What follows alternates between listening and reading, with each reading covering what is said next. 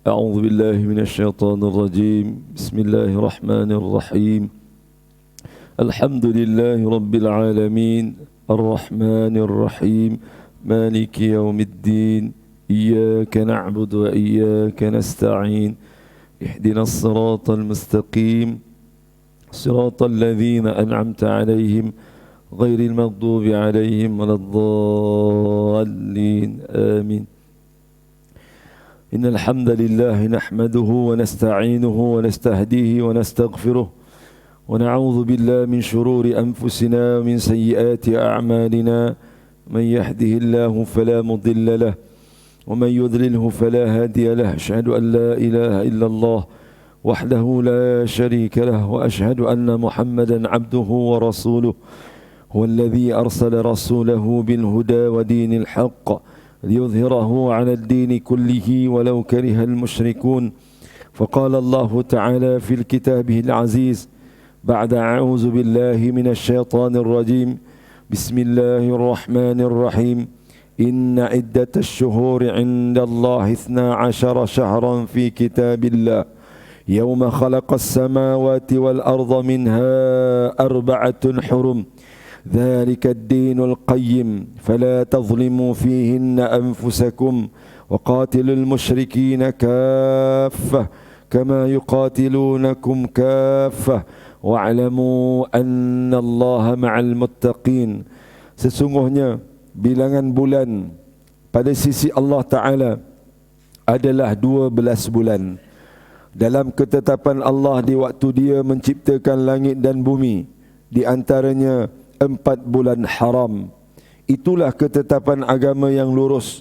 Maka janganlah kamu menganiaya diri kamu dalam bulan yang 4 itu, dan perangilah kaum musyrikin itu semuanya sebagaimana mereka pun memerangi kamu semuanya. Dan ketahuilah bahawasanya Allah beserta orang-orang yang bertakwa. Surah At-Taubah ayat 36. Alhamdulillah, syukur kita kepada Allah Subhanahu wa taala pada subuh pagi ini kita sama-sama dapat mengerjakan salat subuh secara berjemaah, dan seterusnya kita mendengar sedikit peringatan daripada Allah Subhanahu wa taala dan ingatan Nabi sallallahu alaihi wasallam di dalam hadis-hadisnya yang sahih. Mudah-mudahan Allah Subhanahu wa taala memberkati kita insya-Allah. Ayat yang saya bacakan tadi tuan-tuan boleh semak dalam surah At-Taubah ayat yang ke-36, bagaimana Allah Subhanahu wa taala menyatakan di dalam Islam ini, di dalam agamanya ini, Allah Subhanahu wa taala menciptakan 12 bulan. Ketika mana Allah Subhanahu wa taala menciptakan langit dan bumi, Allah Taala telah tetapkan bilangan bulan itu selama 12 bulan. Maka tuan-tuan yang dirahmati Allah, di dalam 12 bulan itu Allah Ta'ala menyebutkan minha 4 hurum. Ya, di dalam 12 bulan itu ada 4 bulan haram. 4 bulan haram ini Nabi SAW menyatakan 4 bulan haram itu adalah Zulqa'dah, Zulhijjah, Muharram dan juga bulan Rejab. Sekarang ini kita berada pada bulan Rejab, iaitu hari ini 28 Rejab dah. 28 Rejab. Maka bulan Rejab ini dikira sebagai bulan-bulan haram. Bulan-bulan yang mana Imam Ibn Kathir menyatakan amalan-amalan baik yang dilakukan pada bulan haram ini maka akan dilipat gandakan ganjaran pahalanya berbanding bulan-bulan yang lain.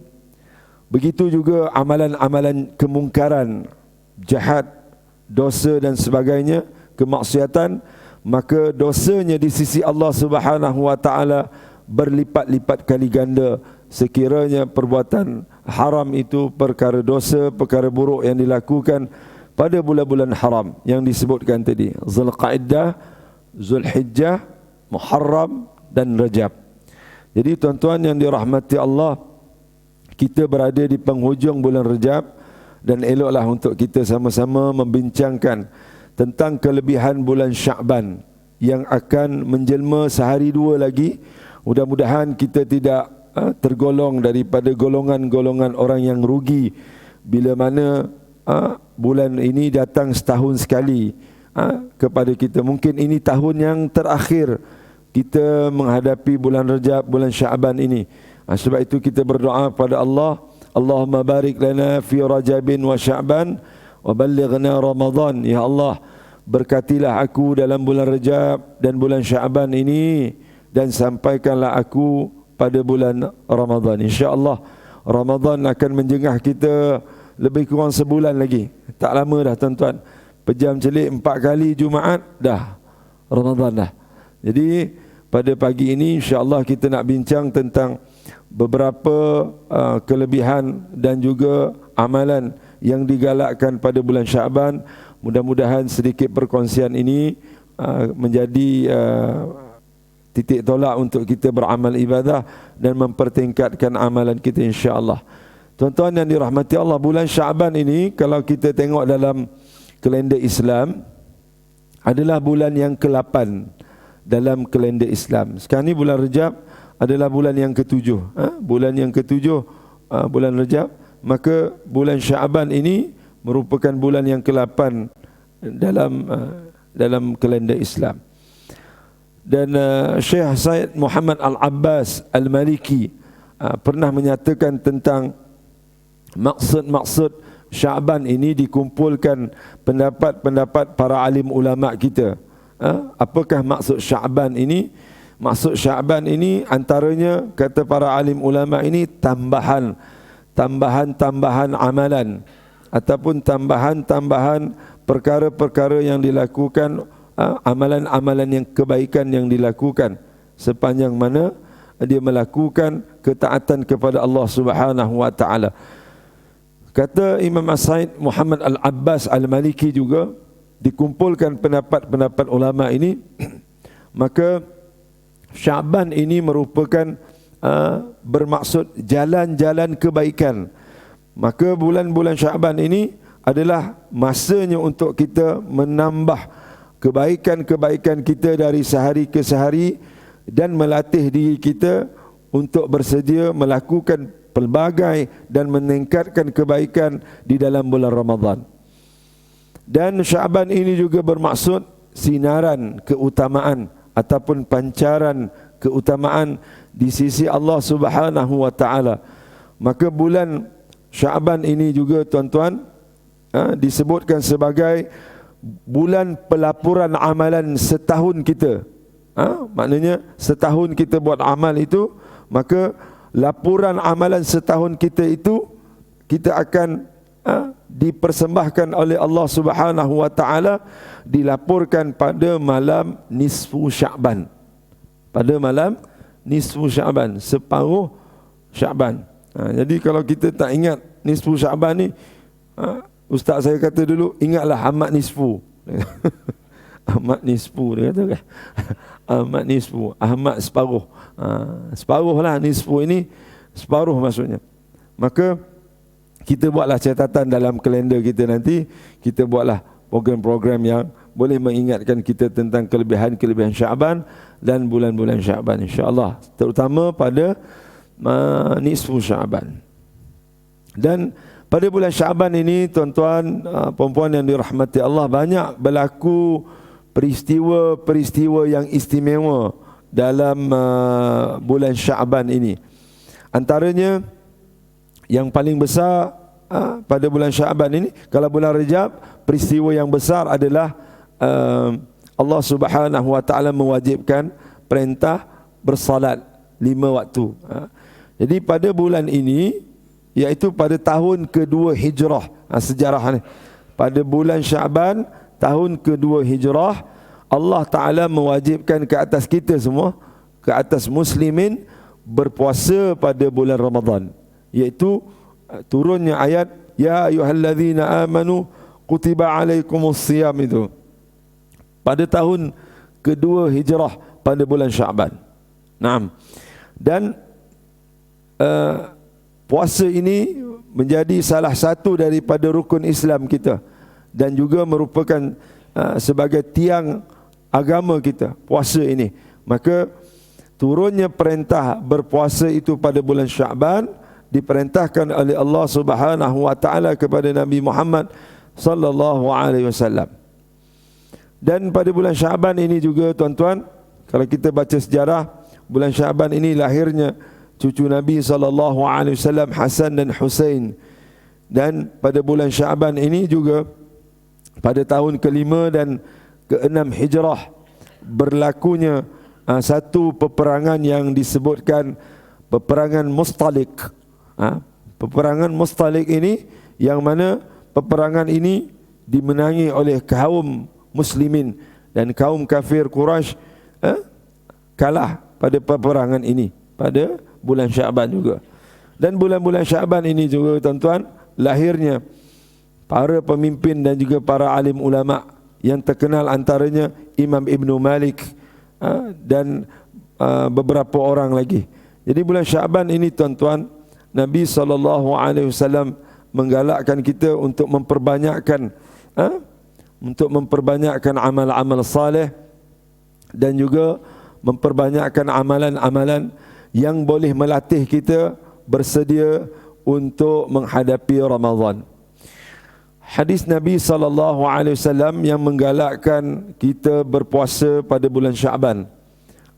Tuan-tuan, ini ada beberapa pendapat ulama berkenaan bila datangnya bulan Syaban. Ada yang mengatakan bila masuknya 1 hingga 15 Syaban ini, kita digalakkan berpuasa dengan hari bilangan yang banyak. Bila 16 hingga ke 30 Syaban, dia ada beberapa pendapat ulama. Yang pertama yang mengatakan tidak digalakkan untuk kita memperbanyakkan puasa. Yang kedua, ada yang mengatakan makruh. Makruh untuk kita berpuasa daripada 16 hingga 30. Adapun yang disunatkan berpuasa bagi orang yang biasa berpuasa. Macam tuan-tuan puasa Isnin Khamis tak pernah tinggal. Jadi Isnin Khamis tuan-tuan puasa sampai penghujung Syaban adalah dibenarkan dalam syariat kita. Jadi adapun hadis Nabi SAW daripada Abu Salamah radhiyallahu an berkata, aku bertanya kepada Aisyah radhiyallahu anha tentang puasanya Nabi Muhammad sallallahu alaihi wasallam. Beliau menjawab, kana yasumu hatta naqul qad sama wa yuftir hatta naqul qad aftara wa lam arahu saman min syahri qittan akthara min siyamihi min Sya'ban. Kana yasumu Sya'bana kullahu, kana yasumu Sya'ban illa qalila. Kata Aisyah radhiyallahu anha, beliau biasanya berpuasa sampai kami mengatakan sesungguhnya telah berpuasa, dan beliau berbuka sampai kami mengatakan sungguh beliau telah berbuka. Aku tidak melihat beliau berpuasa lebih banyak dibandingkan pada bulan Sya'ban. Biasanya beliau berpuasa pada bulan Sya'ban semuanya, dan biasanya beliau berpuasa pada bulan Sya'ban kecuali sedikit. Ini berlaku pendapat para alim ulama berkenaan dengan puasa Nabi SAW dalam bulan Sya'ban. Sebab itu berlaku antara 1 hingga 15 ini digalakkan banyak berpuasa. 16 hingga 30 ini dikurangkan bagi orang yang tak biasa. Yang kedua, lam yakun Nabi SAW yasumu syahra akthara min Sya'ban fa innahu kana yasumu Sya'ban kullahu. Nabi SAW tidak pernah berpuasa pada suatu bulan yang lebih banyak dari bulan Sya'ban. Maknanya kata Aisyah radhiyallahu anha, Nabi SAW ini berpuasa sunat pada bulan Sya'ban ini lebih banyak daripada bulan-bulan yang lain. Beliau berpuasa pada bulan Sya'ban seluruhnya. Hadis riwayat Imam Al-Bukhari. Para ulama berbeza pendapat tuan-tuan dalam memahami hadis ini. Sebahagian daripada mereka mengatakan kadang-kala Rasulullah berpuasa penuh, Dan kadang-kala Rasulullah berpuasa sebahagian besar daripada bulan Sya'ban, dari keseluruhan bulan Sya'ban. Ini ada dua pendapat. Manakala sebahagian berpendapat bahawa Rasulullah sallallahu alaihi wasallam hanya berpuasa sebahagian daripada bulan Sya'ban, tidak sepenuhnya. Jadi pendapat-pendapat ini adalah untuk menyatakan bahawasanya kita digalakkan memperbanyakkan, tuan-tuan. Kita dah kena mula dah untuk memperbanyakkan berpuasa di bulan Sya'ban ini untuk kita sama-sama bersedia menghadapi Ramadan. Daripada Aisyah radhiyallahu anha juga dalam hadis riwayat Imam Al-Bukhari, Nabi SAW kata Aisyah radhiyallahu anha tidak pernah berpuasa lebih banyak daripada sebulan penuh, melainkan pada bulan Ramadan, melainkan pada bulan Sya'ban ini. Juga sabda Nabi SAW, la yataqaddama minkum ahadukum Ramadan bisawmi yawmin aw yawmaini illa an yakuna rajulun kana yasumu sawmahu falyasum dhalika al-yawm.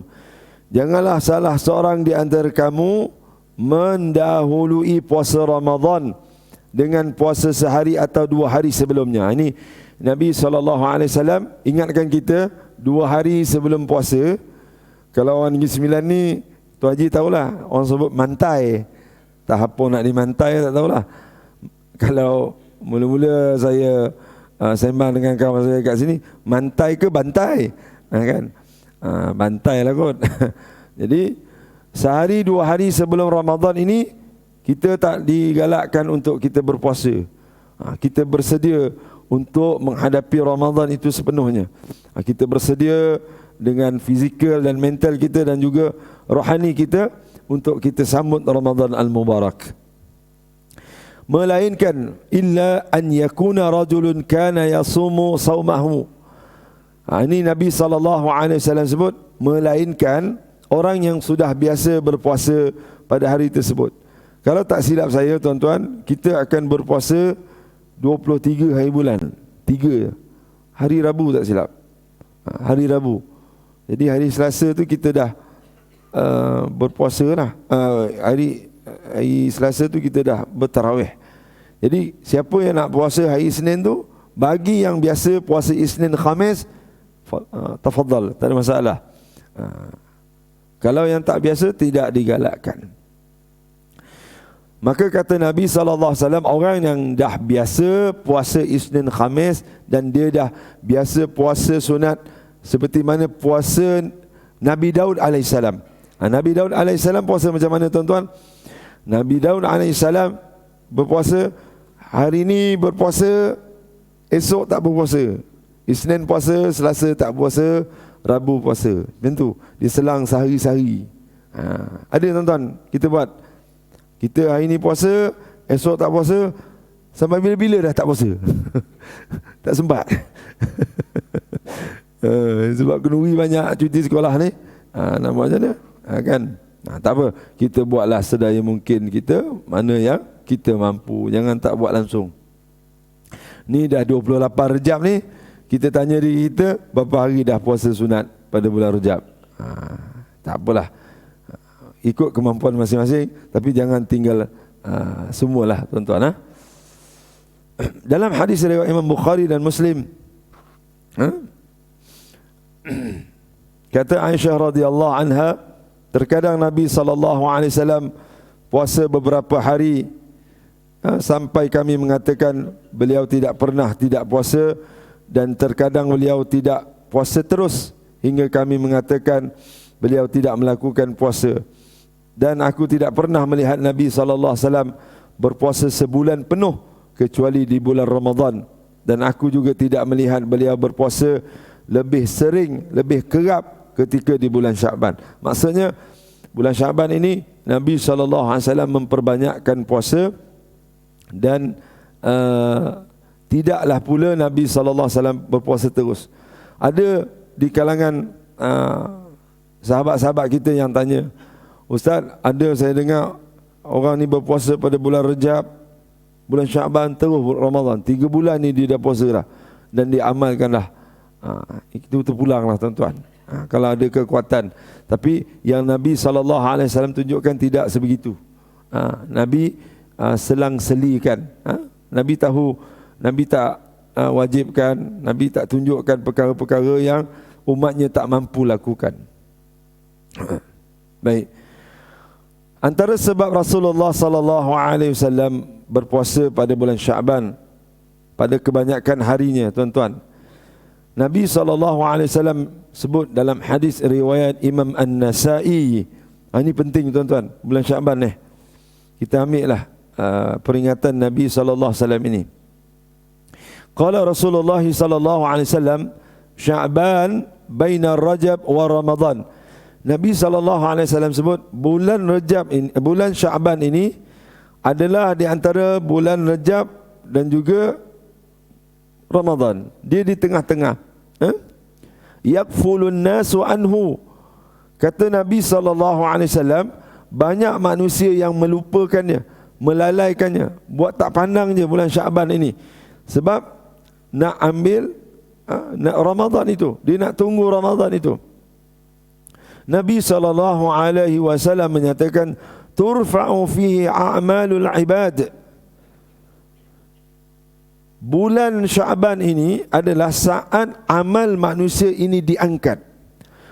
Ulama-ulama hadis mensyarahkan hadis ini, tuan-tuan, pada bulan-bulan lain.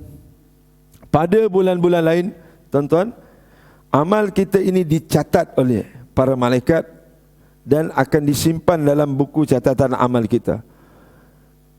Dalam surah Al-Isra disebutkan, Iqra' kitabaka kafa bi nafsika al-yawma 'alaika hasiba. Kitab amalan kita ni, macam beg saya ni, macam kitab amalan kita ni. Kita solat subuh hari ni, malaikat catat. Kita duduk dalam kuliah ni, malaikat catat. Kita baca Quran kejap lagi, malaikat catat. Kita solat 2 rakaat nanti, malaikat catat. Dan buku catatan amalan kita ini di hari akhirat nanti Allah Ta'ala akan persembahkan dalam keadaan mansyura, dalam keadaan terbuka. Bila dalam keadaan terbuka, Allah Ta'ala sebut, Iqra' kitabaka, bacalah kitab amalan kamu. Lalu kita bacalah kitab ataupun buku amalan kita itu berpandukan amalan-amalan yang kita lakukan sewaktu kita hidup dekat dunia. Amalan itu amalan baik ataupun amalan buruk, kita akan baca. Nak tak nak, kita akan baca. Dan ulama-ulama tafsir mengatakan, amalan-amalan mana yang kita akan baca dulu? Amalan-amalan mana yang kita akan baca dulu? Kita akan baca amalan buruk kita dulu. Amalan buruk kita. Bila amalan buruk itu kita baca, wujuhu yawma idzin nadhirah, wujuhu yawma idzin bathirah, tazunnu ay. Kita tengok dalam surah yang kita baca, tuan-tuan, surah An-Nazi'at. Tengok.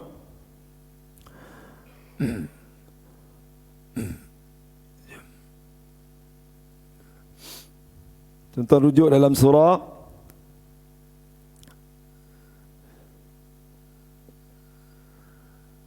Abasa. Surah Abasa.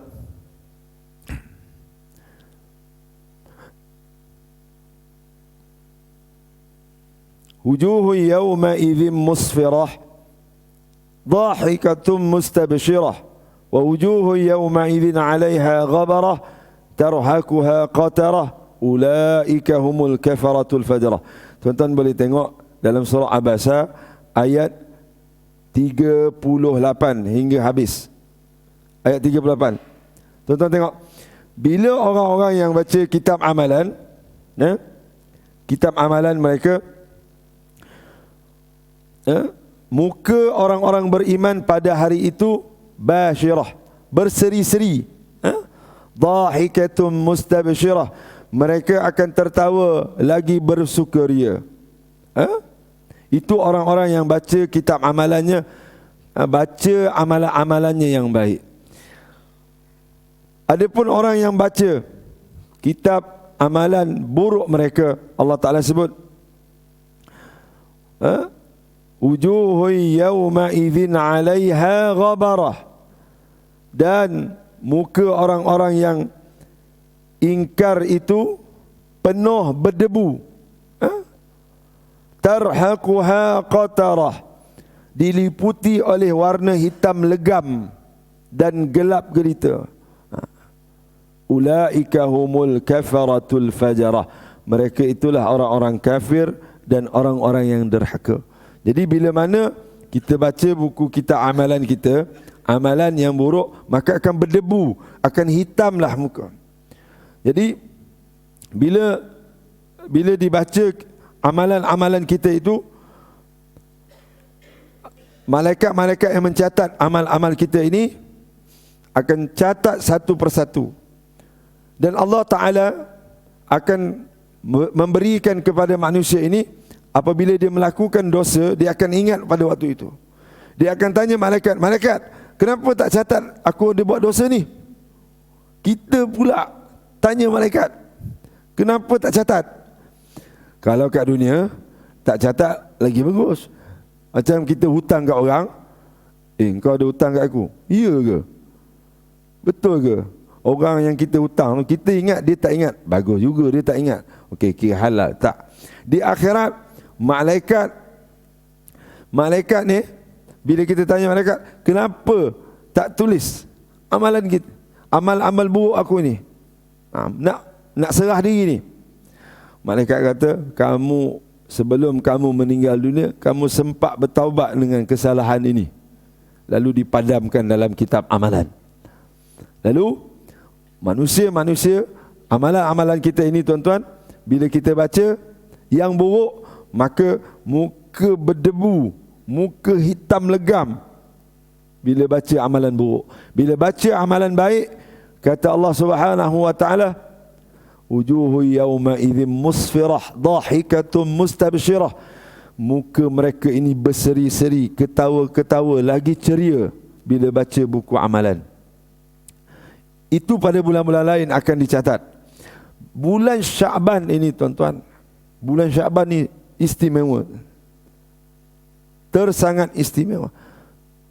Turfa'u fihi a'malu wal ibad, kata Nabi SAW, akan diangkat amal-amal manusia itu di hadapan Allah Subhanahu wa taala. Manusia itu salat subuh, malaikat akan mengatakan di hadapan Allah Taala, ya Allah, hamba-Mu ini salat subuh. Hamba-Mu ini ya Allah baca Quran. Tuan-tuan, kalau anak kita dapat hadiah musim-musim hujung cuti sekolah ni, banyaklah buat majlis, penyampaian hadiah, hari anugerah cemerlang. Anak kita ni atas pentas disebut kejayaan-kejayaan anak kita ni, disebut di hadapan orang ramai, di hadapan VIP, di depan menteri. Kita rasa apa tuan-tuan? Ya Allah, bangganya. Apatah lagi amalan-amalan kita ini disebut di hadapan Allah Subhanahu wa taala. Bulan Sya'ban ni tuan-tuan, bulan Sya'ban ni terus malaikat-malaikat akan angkat amal kita ini di hadapan Allah dan akan sebut di hadapan Allah Subhanahu wa taala.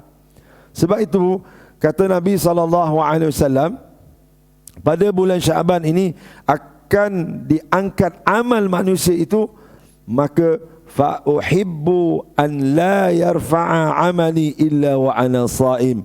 Dan aku suka ketika mana amal aku ini diangkat oleh para malaikat di hadapan Allah Ta'ala ketika aku sedang berpuasa.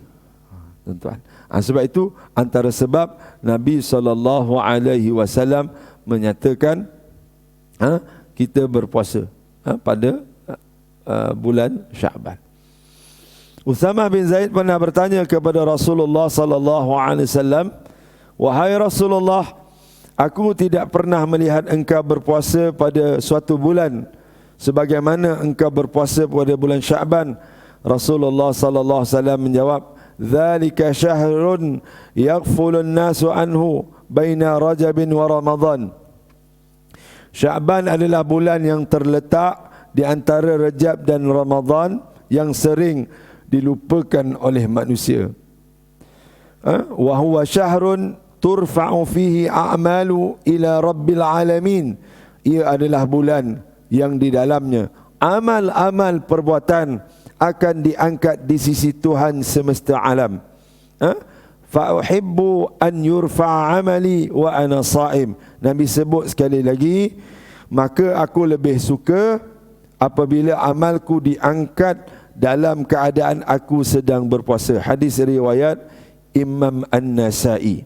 Tuan-tuan yang dirahmati Allah, nanti kita tuan-tuan ahli jatuh kuasa ni, jemaah-jemaah ni, buatlah catatan bila bermulanya Syaban.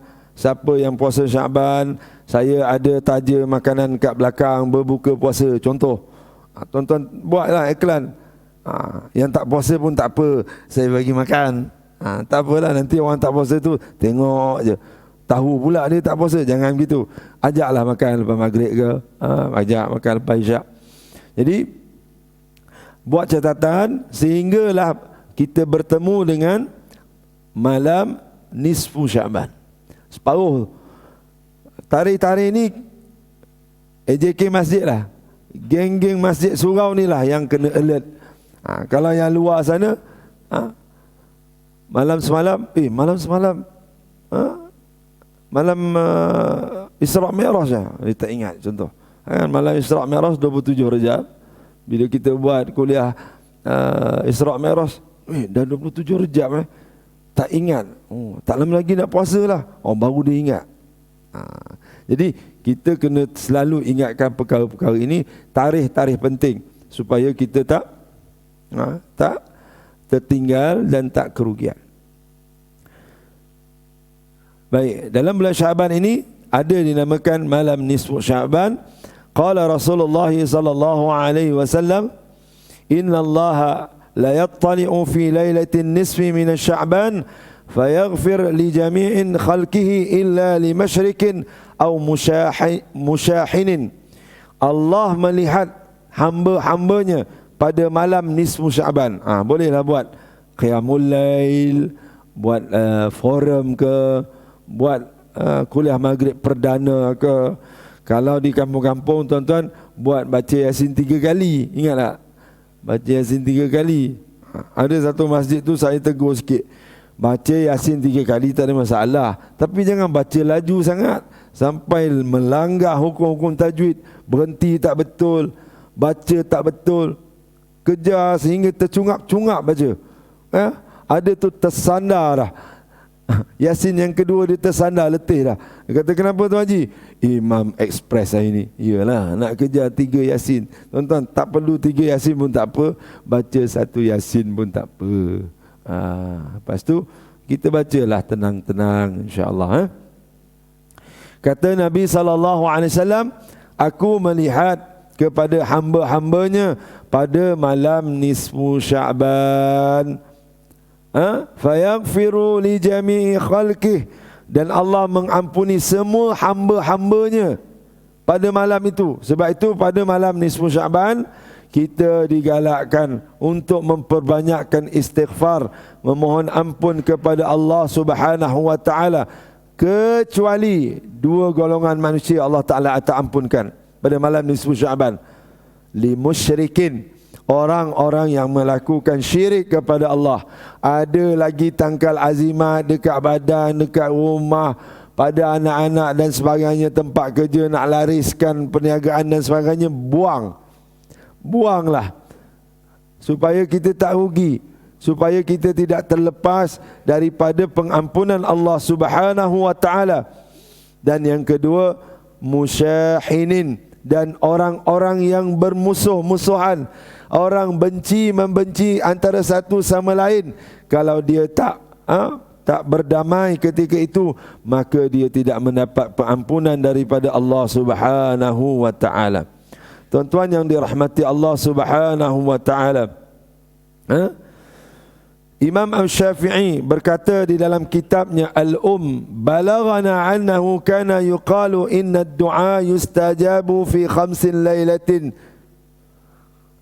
Telah sampai kepada kami, kata Imam Syafi'i, imam mazhab kita ni tuan-tuan, telah sampai kepada kami bahawasanya selalu dikatakan bahawa permohonan akan dikabulkan, permohonan doa akan dikabulkan oleh Allah Subhanahu wa taala dalam 5 malam. Ni tuan-tuan, kita ambil lah. Fi lailatul Jumu'ah, pada malam Jumaat. Seminggu sekali ada malam Jumaat. Wa lailatul Adha wa lailatul Fitr, setahun sekali malam tu. Malam hari raya Aidul Adha, malam hari raya Aidul Fitri. Sebab tu kita banyakkan doa pada malam raya sampailah sebelum raya tu, sebelum pagi subuh tu. Banyakkan berdoa, makbul doa. Wa aulailatin min Rajab, pada awal malam bulan Rajab. Dah lepaslah 1 Rajab, malam 1 Rajab tu. Malam 1 Rajab tu doa mustajab. Dan yang terakhir kata Imam Syafi'i, wa lailatin nisfi minasy-Sya'ban, dan pada malam nisfu Sya'ban doa-doa dimakbulkan. Sebab itu ada setengah para alim ulama kita menyusun Yasin tu. Yasin 1, Yasin 2, Yasin 3. Yasin yang pertama kita mohon apa, Yasin kedua mohon apa, Yasin ketiga mohon apa. Terpulang tuan-tuan. Yang penting kita jangan tinggalkan berdoa kepada Allah Subhanahu wa ta'ala. Baik. Salat malam pada malam nisfu Sya'ban.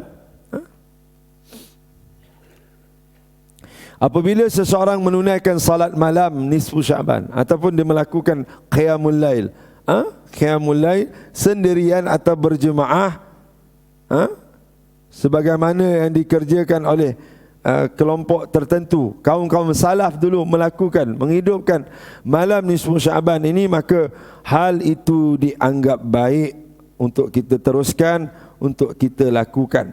Jadi kita janganlah meninggalkan perkara-perkara yang mendatangkan pahala dan pengampunan daripada Allah Subhanahu wa ta'ala.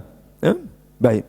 Seterusnya tuan-tuan, berkenaan dengan Sya'ban ini, Imam Al-Hafiz Ibn Rajab Al-Hambali mengatakan malam nisfu Sya'ban kaum tabi'in dari penduduk Syam.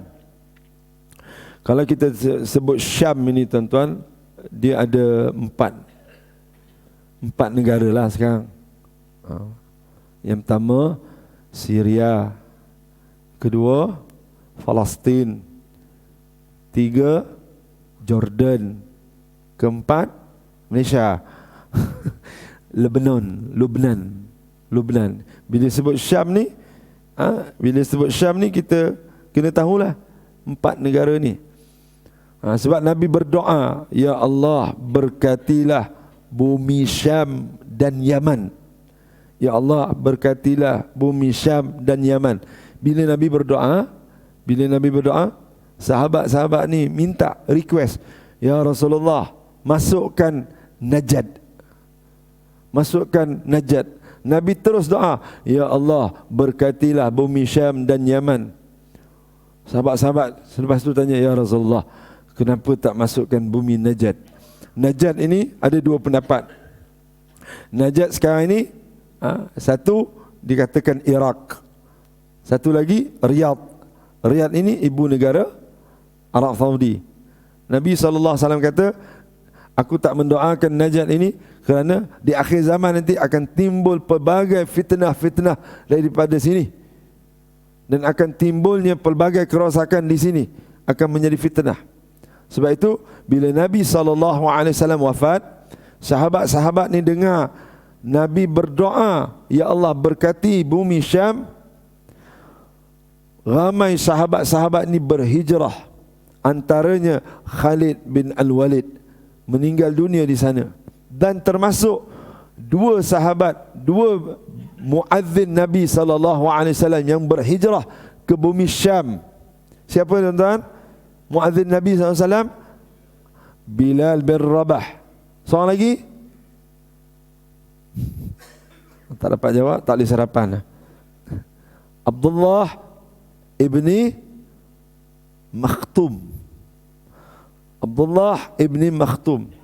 2 sahabat ni pergi hijrah ke Syam, Abdullah ibn Maktum ini meninggal dunia di sana. Tetapi Bilal bin Rabah bila sampai ke bumi Syam, Bilal bin Rabah bermimpi. Ini kisah ni saya ulang balik. Bermimpi Rasulullah sallallahu alaihi wasallam. Rasulullah sallallahu alaihi wasallam hadir dalam mimpi Bilal bin Rabah. Rasulullah sallallahu alaihi wasallam kata, "Wahai Bilal, aku rindu nak dengar suara kamu azan." Lalu Bilal balik ke Madinah. Ya, kisah ni bila Bilal bin Rabah nak azan, bila sampai ke kalimat asyhadu anna Muhammad Rasulullah, berhenti Bilal bin Rabah. Tak sanggup nak sebut. Dan bila Bilal bin Rabah azan, mulanya azan Bilal bin Rabah azan, semua penduduk Madinah ni keluar. Ada di kalangan mereka kata, Nabi hidup balik ke? Sehingga begitu. Memori lah azan-azan ni. Kan? Azan-azan ni, tuan-tuan tengoklah azan-azan di TV. Kalau azan TV-TV dulu, dia ada azan yang kita ingat, ini azan buka puasa dulu ni. Ini azan buka puasa dulu. Kan? Oh, ini azan TV3 ni, dia akan mengimbau memori. Jadi bila bin Rabah balik atas mimpi dengan Rasulullah SAW, Bilal azan, penduduk Madinah ni keluar. Seolah-olah Nabi ni hidup balik dengan suara Nabi, suara Bilal bin Rabah ini. Sebab itu bumi Syam ini didoakan oleh Nabi SAW, barakna haulahu, diberkati. Urdun Mubarakah, 4 negara ini. Kalau kita lihat tuan-tuan, buah tin, buah kurma yang segar-segar ini semua daripada bumi Syam, terutama daripada Palestin. Baik. Malam nisfu Sya'ban, kata Imam Ibn Rajab, kaum tabi'in dari penduduk Syam mengagungkannya dan bersungguh-sungguh menunaikan ibadah pada malam tersebut. Tuan-tuan bolehlah kita ikut kaum-kaum salaf ini, tabi'in ini yang menghidupkan. Khalid bin Mad'an, Luqman bin Amir dan lain-lainnya di kalangan tabi'in Syam mendirikan salat di dalam masjid pada malam nisfu Sya'ban. Perbuatan mereka disetujui oleh Imam Ibn Ishaq dan juga Ibu Rahwiyah berkata mengenai salat sunat pada malam nisfu Sya'ban di masjid-masjid secara berjemaah ini pada malam nisfu Sya'ban tidak termasuk dalam amal yang dikira sebagai amal bid'ah. Jadi kita boleh hidupkan tuan-tuan Sya'ban ini sebagai penutupnya tuan-tuan. Bulan Sya'ban ini bulan yang Allah Subhanahu wa taala akan angkat amal-amal kita. Malaikat ni akan angkat amal-amal kita, akan persembahkan di hadapan Allah Subhanahu wa taala. Dan kita perbanyakkan berpuasa sebagaimana yang dianjurkan oleh Nabi sallallahu alaihi wasallam daripada 1 hingga 15 Sya'ban. 15 Sya'ban. Adapun orang yang tak biasa berpuasa tidak digalakkan. Hatta makruh, dihukum makruh bagi orang yang tak biasa berpuasa, dia berpuasa daripada 16 hingga ke 30 Sya'ban. Dan Nabi SAW melarang sehari 2 hari sebelum Ramadan untuk kita berpuasa. Dan yang terakhir, kita ingatkan tentang kelebihan malam nisfu Sya'ban. Separuh daripada Sya'ban ini kita hidupkanlah tuan-tuan. Mudah-mudahan Allah Subhanahu wa taala menganugerahkan kita, memberkati kita pada bulan Rejab ini. Ada sehari 2 lagi ni tuan-tuan bulan Rejab. Banyakkan kita berdoa pada Allah. Dan bila masuknya bulan Sya'ban, latihlah diri kita untuk memperbanyakkan puasa, sama ada puasa Isnin Khamis ataupun puasa seperti mana puasa Nabi Daud AS, diselangkan sehari berpuasa, sehari tak berpuasa. Jadi kita doa pada Allah, mudah-mudahan bulan Rejab dan bulan Sya'ban ini adalah bulan yang terbaik yang pernah kita hidupkan sepanjang hayat kita. Dan seterusnya bulan Ramadan, bulan yang dinanti-nantikan oleh orang-orang yang bertakwa untuk membersihkan dirinya, untuk mempertingkatkan amalnya. Dan mudah-mudahan bulan Sya'ban ini dan bulan Rejab yang kita dah lalui dan bulan Sya'ban ini menjadi medan latihan kita untuk lebih bersedia pada bulan Ramadan insya-Allah. Aqulu qouli hadza wa astaghfirullahal azim li wa lakum. Assalamualaikum warahmatullahi wabarakatuh. kita sudahkan dengan tasbih kafarah dan suratul Asr. Subhanakallahumma wa bihamdika asyhadu an la ilaha illa anta wa astaghfiruka wa atubu ilaih. Bismillahirrahmanirrahim. Wal 'asr innal insana lafi husr illa alladhina amanu wa 'amilus salihat wa tawasaw bil haqqi wa tawasaw bis sabr. Taqabbalallahu minna wa minkum. Kasih tuan-tuan.